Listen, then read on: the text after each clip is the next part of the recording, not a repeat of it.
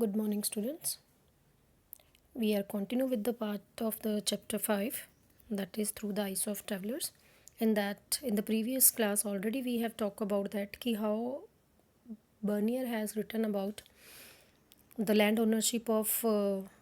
ownership in the hands of the nobles in the Mughal Empire, and how he degenerate Indian society and compare it with the European society, where he declare European society superior and Indian system as the inferior one.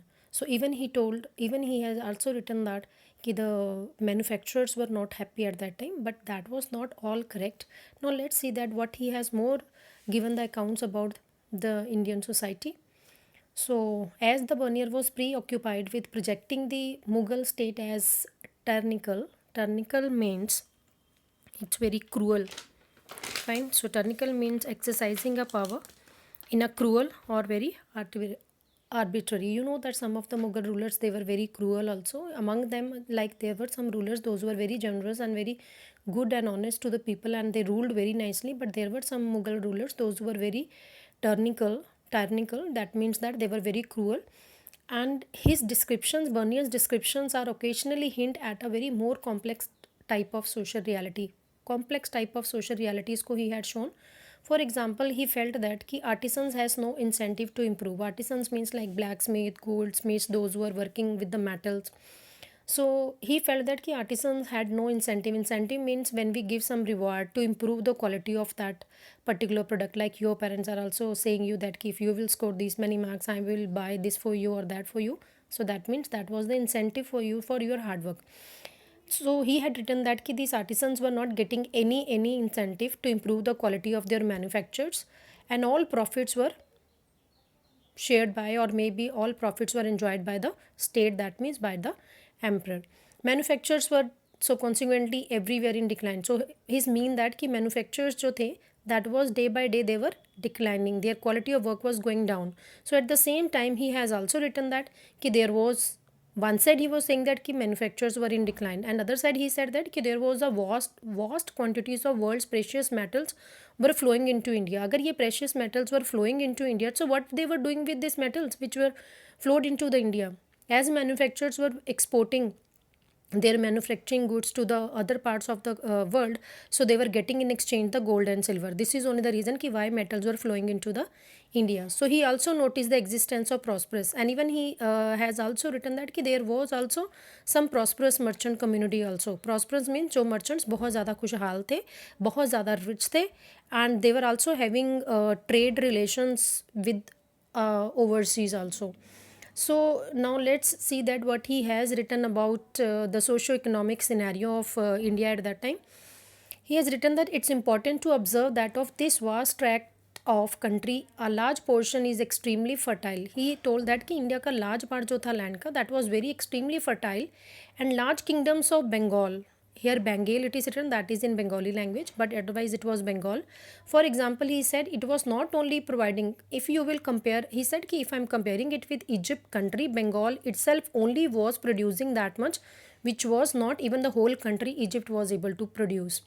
He even told that ki Bengal was not only producing rice, corn and other necessities of life, but also it was producing some other material and articles of commerce which was also traded to other countries like silk, cotton, indigo.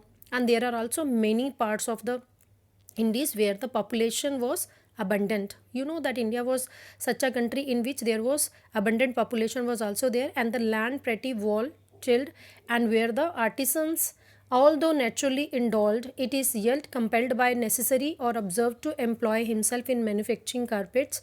And even this when we talk about that ki the land was also tilled properly, even the production which was there from agriculture, that was also surplus at that time, but the system of land system was not proper at that time, that we will discuss later on. So artisans also producing number of things, manufacturing carpets, brocades, embroideries, gold and silver clothes, and the various gold and silver and cloth ka business, and even various sorts of silk and cotton goods were also exported to the abroad.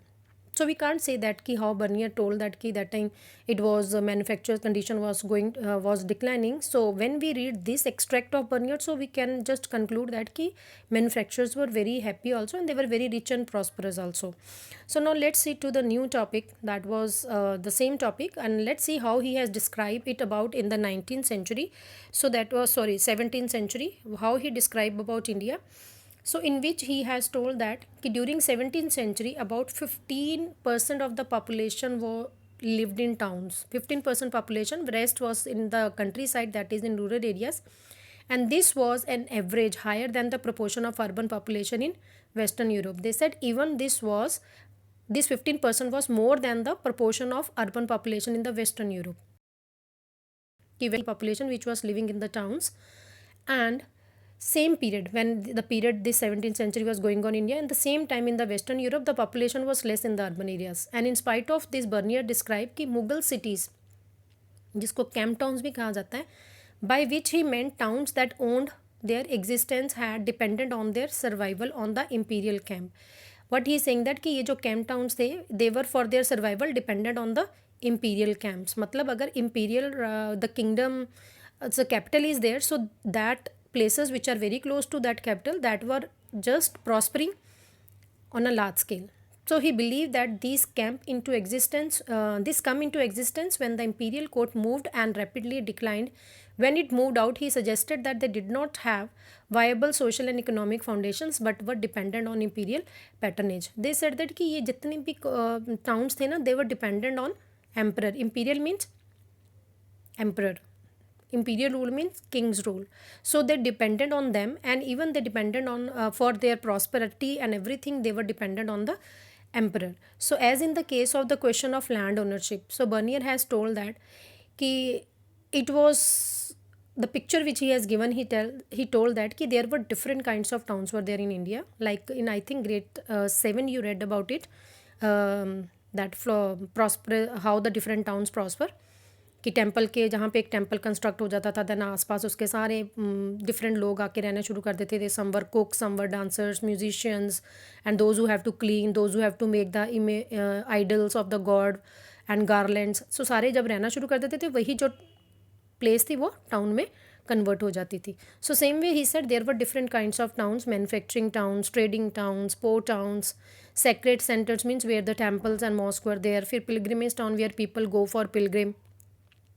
So these different types of towns were there at time, and their existence is an index of the prosperity of the merchant communities. And they said कि इन सारे towns का existence ये exist इसलिए हुए because of the prosperity of the merchant communities. और इन्हीं सारे towns के prosper होने की वजह से ये सारी जितनी merchant traders communities थी, ये सारी slowly prosper होनी शुरू होगी. prosper मतलब spread होना और खुशहाल होना. फाइन, उनका बिजनेस फैलना शुरू हो गया. And merchants often had a strong community of और किंटाइन्स were organised into, as I told you in the earlier also कि दे वर फॉर्मिंग गिल्ड्स, कि अपने ही जो स्किल होता था उसको ही आगे और इम्प्रूव करने के लिए और ज़्यादा स्प्रेड करने के लिए they forming their community into a guilds, that is organisation. So these merchants have also a strong community, जिसको गिल्ड्स भी कहते थे. And they were also have their own caste cum occupational bodies. अब own caste मतलब जैसे अगर Goldsmith है तो गोल्डस्मिथ अपनी ही पर्टिकुलर कास्ट को और अपनी ही कम्युनिटी को ट्रेंड करके उनको ही आगे फ्लॉरिश करता था. सो उसको कहते थे गिल्ड्स, जिसके थ्रू वो उनको ट्रेनिंग देते थे अपने पर्टिकुलर ऑक्यूपेशन की. So in western India these groups were called Mahajans also. Western India में कहते कि जो मर्चेंट्स थे, ये व्यापारी जो थे, इनके जो ग्रुप्स थे उनको उन्होंने महाजन का नाम दिया हुआ था. And who was the chief of this mahajans? He was called Sheth, जिसको हम सेठ भी कहते हैं, आपने सुना होगा मूवीज़ वगैरह में.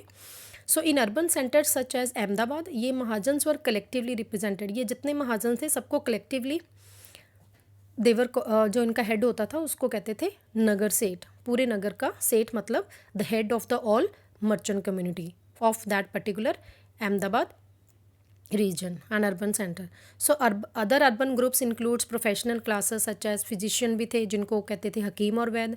Teachers, those who were called पंडित और मुल्लास, मतलब pandits those who were teaching in temples, and मुल्लास those who were teaching in mosque.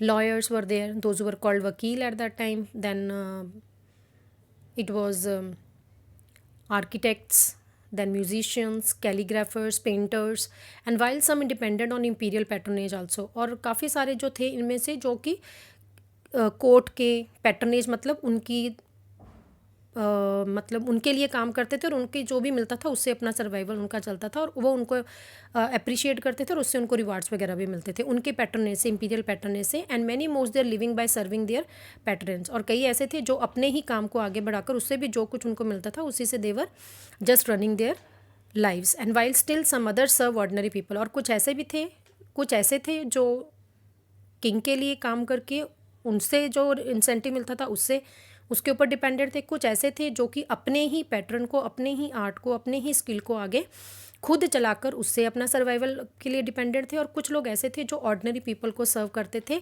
Like in the markets और bazaars. So, children, now let's see that what was the condition of the woman, what he has written about the condition of the woman at that time. So, as I told you that travelers who, when we talk about the condition of the woman, we are going to talk about the slave, then the women who were made sati, and the laborers. What was the condition of this women, slaves, and the laborers. So as I told you that travelers, whichever written accounts they have left, in that men who were interested in, but sometimes very little we found about the condition of the woman. They have written a lot about the men, but very little is written about the intrigued. मतलब होता है very little interest, very bit interest only in the condition of the women in the subcontinent. Sometimes they even took social inequalities for granting as a natural, because I know that at that time the society was there when the men and women was not equally treated. So they also take this natural state, means natural whatever the that time condition was there in the society as natural only, and that is why they have also not written much about the women. For example, slaves were openly sold in the market. You know that at the time of Bernier, these slaves were openly sold in the market.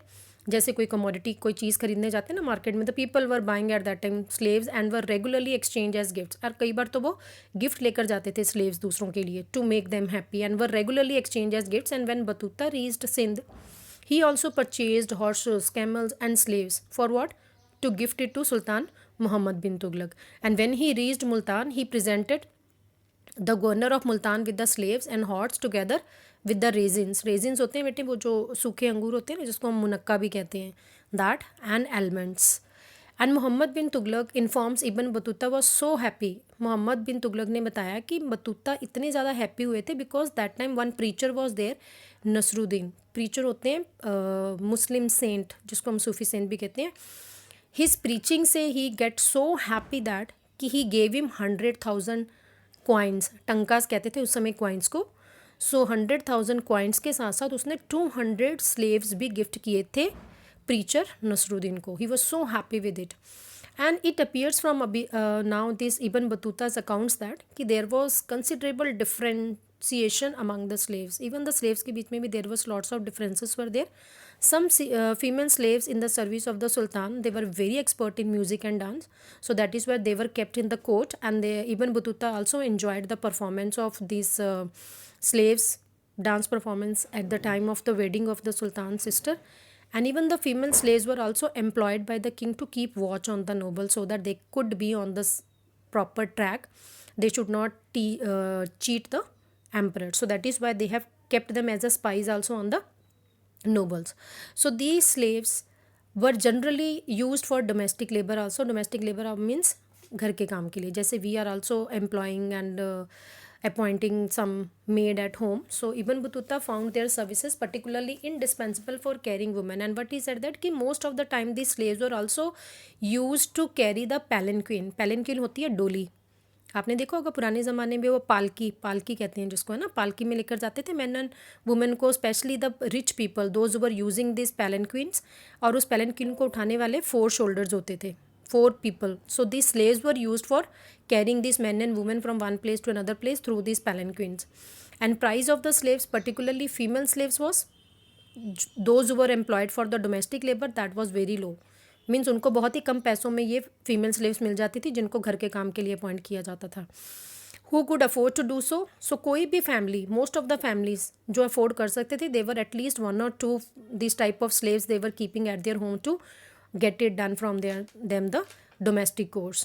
So when this was going on at that time, per he contemporary European travelers, when this everything was written by this Ibn Battuta, at the same time some European travelers also highlighted the treatment of women as a very crucial marker of difference between western and eastern societies. उसने भी women के treatment को लेकर बहुत ही अच्छा difference बताया है western और ईस्टर्न सोसाइटी में, कि वुमेन की कंडीशन वेस्टर्न और ईस्टर्न सोसाइटी में कैसे डिफरेंट थी. Not surprisingly that Bernier chose the practice of sati. सबसे पहले उसने क्या चूज़ किया? The practice of sati, which was showing that कि what was the difference between the western and the Indian society. You know only that कि the woman whose husband was died at that time, she was also not allowed to live after her husband's death. And what was the belief of the people at that time in the Indian society? कि if her husband died, it means that her life also over with her husband only, because her life starts with the husband and ends also with the husband. So that is why if husband died, so then the two funeral pyres were made. pyre कहते हैं चिता, दो चिता बनाते थे. One for the husband, वो तो पता ही है आपको कि when the person dies then the person is cremated. But at the same time one pyre they were making for that woman also to burn her alive, whether she is willing. Some time तो womens were willing and cheerfully only, because those who were thinking that कि yes our life is over with the husband, so they happily only embrace death, मतलब मौत को गले लगा लेते थे. And cheerfully only they were burning them alive on those pyres. But some those who were not willing, so they were burnt forcefully also. Like one incident he has discussed, that is of the child sati. In that he told that कि one of the girl was there at Lahore. He saw कि a very beautiful girl, young girl, she get widow, her husband died. And he said कि he think that he have been more than 12 years ago, मतलब 12 years से ज़्यादा age नहीं थी. And the poor little creature appeared more dead than alive. मतलब उस समय में when they were taking her to the funeral pyre to burn her alive, she was first only looking like dead. in spite of that time she was alive, but she was looking like dead because she was very dreadful, very, at that time she was we can say that scared. She was trembled, मतलब कांप रही थी. and she was crying bitterly. but 3 or 4 ब्राह्मण जो होते थे ना, they were very strict of their rules, मतलब we can say that narrow mindedness at that time. so these 4 brahmanas were holding, and along with one old woman lady of her family, who held her under her arm, क्योंकि इतनी छोटी सी थी कि वो उसके arm के under ही आ रही थी. And force unwilling victim towards the fatal spot. Fatal spot कहते हैं जहाँ पे उसकी चिता बनाई गई थी. And she were seated her on that wood. चिता आपको भी पता है लकड़ियाँ होती हैं, चिता उसकी बनाई जाती है. And on that wood she was laid down. Her hands and feet were also tied so that she could not run. And that innocent creature who was only 12 years, she was not knowing even the meaning of marriage and widow, she was burnt alive. So what Batuta at that time he felt, and Bernier what he felt, that कि this was a very very, we can say that a clamorous meaning that कि angry, मतलब जिसको देखकर आपको एकदम से बहुत ज़्यादा गुस्सा आ जाता ना, ऐसी कंडीशन थी. एंड अनअवेलिंग मीन्स जिसका कोई फ़ायदा भी नहीं था, कि अगर उसको ना भी बर्न करते तो उससे भी कोई उनका नुकसान था और ना ही उनका कोई फ़ायदा होना था. Then why she was burned alive, just giving a false excuse that कि this is the sati system, this is the norm of our society. हमारी सोसाइटी का एक रूल है कि if husband dies then the woman also has to die with the husband. So अगर ये सारी चीज़ें जब आप देखते हो, तो what do you realise that कि that time the condition of the women was not proper. So today we are going to do till this topic only. So tomorrow we will do the next topic.